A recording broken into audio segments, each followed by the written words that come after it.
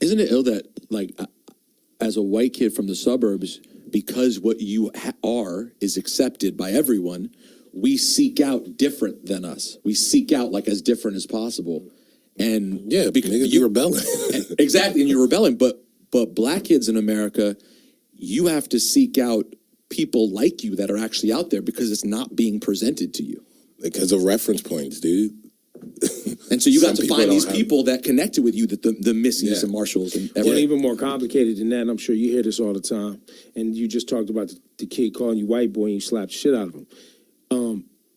Black culture in America is still, in many ways, in its defining process of like what is black, right? Because you'll tell people, "Oh, you don't speak black." Well, what the fuck does that mean? Yeah. You know, oh, you don't. You ain't really black. black Look how people you- don't do that. Niggas where I'm from don't do that type of shit. But it's like, dude, stop hindering us indirectly and putting us in a box. Like, don't be our enemy too. Right.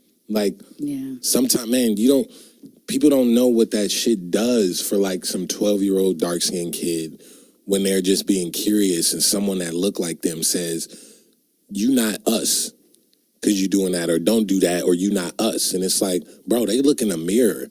Their brain is doing that. You cannot do that. And I got that shit a lot. And you could tell, like, man, when BT asked me to perform, bro, you don't know how happy I was. Like, you don't know. Like, 106 in Park, Cedar's World, like, Hits from the Streets being Ashton Kutcher before, like, Shouts to Hey, Sita. shout the hits, man. No, Shouts to Hits and shouts Bro. to Sita, man. No one shows Sita her love, man. like all of that from even Teen Summit. I was too young for what they were talking about. Shouts but to Adimu, man. it's so much of me rooted in BET. So when I came out and it's like, man, this doesn't feel like it's accepted by that crowd that I love because it's not parallel to the norm there. It's a defense mechanism when I'm like, man, fuck BET. Like, fuck that shit. Like, I guess I got to wear Jordans, huh? But it's like, You went in reverse. I want to.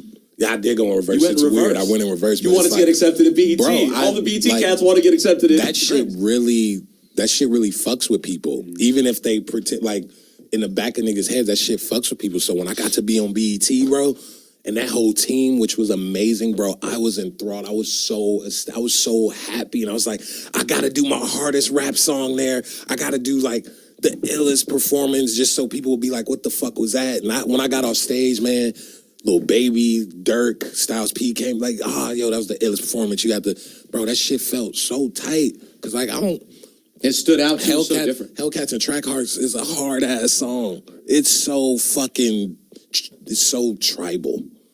It just brings something when that shit come on. And having Dirk, who I'm like, man, that nigga probably don't know I exist, but I know who the fuck Dirk is. I'm on academics all the time. Having him walk up like, bro, you had the best performance of the night, man, that meant something because it's like, man, we have something so in common. And although the output is different, it's still coming from the same place. And that shit meant a lot. So super shout out to BET for allowing me to do that. And it felt good. It felt good. It felt So good. boom.